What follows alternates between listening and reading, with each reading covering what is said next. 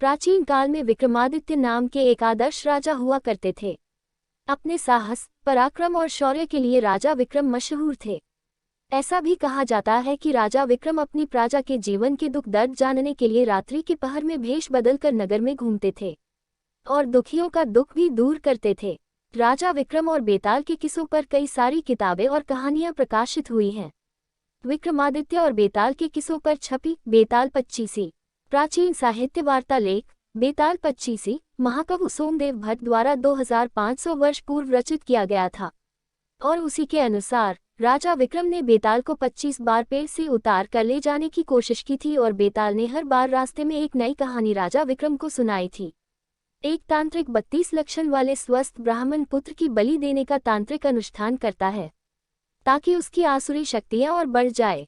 इसी हेतु वह एक ब्राह्मण पुत्र को मारने के लिए उसके पीछे पड़ता है, परंतु वह ब्राह्मण पुत्र भागकर जंगल में चला जाता है और वहां उसे एक प्रेत मिलता है जो ब्राह्मण पुत्र को उस तांत्रिक से बचने के लिए शक्तियां देता है और वही प्रेत रूप में पेड़ पर उल्टा लटक जाने को कहता है और यह भी कहता है कि जब तक वह उस पेड़ पर रहेगा तब तक वह तांत्रिक उसे मार नहीं पाएगा। वही ब्राह्मण पुत्र बेताल होता है।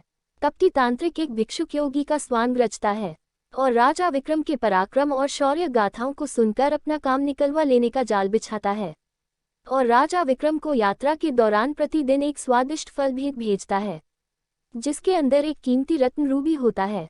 इस भेद का पता लगाने राजा विक्रम उस भिक्षुक की खोज करते हैं। अंततः राजा विक्रम उसे खोज लेते हैं। चूंकि उस ढोंगी भिक्षुक में स्वयं बेताल को लाने की शक्ति नहीं होती, इसलिए वह स्वान रचकर राजा विक्रम से उस पेड़ पर लटक रहे प्रेत बेताल को लाने के लिए कहता है।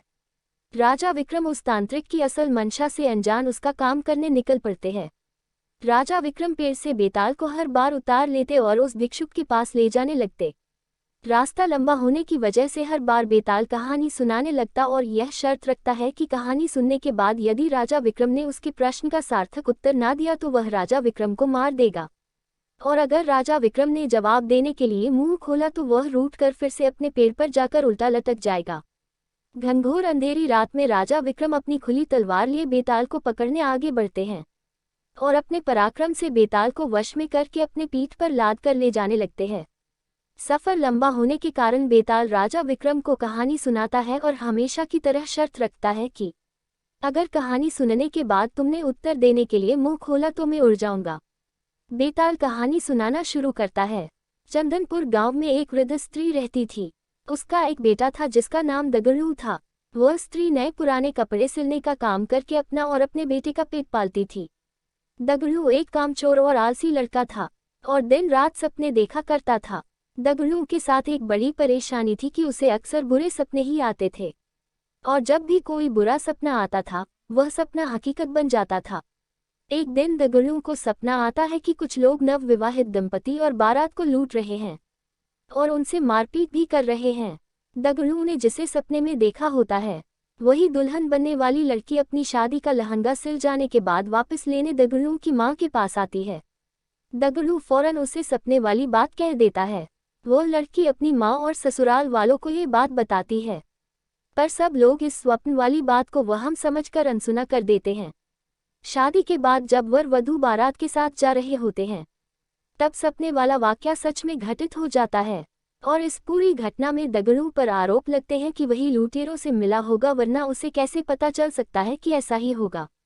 और शक की बिना पर सारे लोग मिलकर दगड़ू की खूब पिटाई करते हैं। इस घटना के कुछ दिनों बाद एक रात दगड़ू को सपना आता है कि मोहल्ले में रह रही चौधरान का नया मकान गृह प्रवेश के दिन जलकर खाक हो जाता है। तभी अगले ही दिन चौधरान उस मकान को बनवाने की खुशी में लड्डू लेकर दगड़ू की मां के पास पहुंचती है और गृह प्रवेश समारोह के दिन जलसे में आने का न्योता देती है। वहीं पर सपने की बात दगड़ू फौरन अपनी मां से और चौधरान से कह देता है। चौधरान गुस्से से लाल पीली हो जाती है और उल्टा दगड़ू की मां को ही कहने लगती है कि तुम्हारा बेटा ही काली जुबान वाला है और उसके बोलने से ही सबके साथ अनर्थ हो जाता है। चौधरान गुस्से में जली कटी सुनाकर मां बेटे को भला बुरा कहकर वहां से चली जाती हैं। गृह प्रवेश समारोह के दौरान कोई घटना ना हो इसके लिए पक्के इंतजाम किए जाते हैं, पर फिर भी किसी ना किसी तरह आग की चिंगारी चौधरान के भव्य मकान के पर्दों में लग जाती है और देखते देखते रौद्र रूप धारण करके पूरा मकान जलाकर खाक कर देती है। चूंकि दगडू इस बारे में पहले ही बोल चुका था, इसलिए सब उसे काली जुबान का बोल उस पर टूट पड़ते हैं और उसे मारकर गांव से निकाल देते हैं। दगडू समझ नहीं पाता है कि लोगों को सच सुनकर उसी पर क्रोध क्यों आता है। खैर, दगडू एक दूसरे राज्य चला जाता है जहां उसे रात की पहर में महल की चौकीदारी करने का काम मिल जाता है। वहां के राजा को अगले दिन सोनपुर किसी काम से जाना होता है, इसलिए वह रानी को कहते हैं कि उसे सुबह जल्दी उठा दे। दगडू रात में महल के दरवाजे पर चौकीदारी कर रहा होता है। तभी अंधेरा होने पर उसे नींद आ जाती है और फिर उसे सपना आता है कि सोनपुर में भूकंप आया है और वहां मौजूद सभी व्यक्ति मर गए हैं। दगडू चौंक कर जाग जाता है और अपनी चौकीदारी करने लगता है। दगडू सुबह राजा के सोनपुर जाने की बात सुनता है। तभी उनका का रथ रुकवा कर अपने स्वप्न वाली बात राजा को बता देता है। राजा सोनपुर जाने का कार्यक्रम रद्द कर देते हैं और अगले ही दिन समाचार आता है कि सोनपुर में अचानक भूकंप आया है और वहां एक भी व्यक्ति जीवित नहीं बचा है। राजा तुरंत दगडू को दरबार में बुलाकर सोने का हार भेज देते हैं और उसे नौकरी से निकाल बाहर करते हैं। तारानकन तारानकन तारानकन, इतनी कहानी सुनाकर बेताल रुक जाता है और राजा विक्रम को प्रश्न करता है कि बताओ, राजा ने दगडू को पुरस्कार क्यों दिया, और पुरस्कार दिया तो उसे काम से क्यों निकाला। राजा विक्रम उत्तर देते हैं कि दगडू ने अमंगल स्वप्न देखकर उसका वृतांत बताकर राजा की जान बचाई, इसलिए उसने दगडू को पुरस्कार में सुवर्ण हार दिया, और दगडू काम के वक्त सो गया, इसलिए राजा ने उसे काम से निकाल दिया। बेताल अपनी शर्त के मुताबिक राजा विक्रम के उत्तर देने के कारण हाथ छुड़ाकर वापस पेड़ की ओर उड़ गया।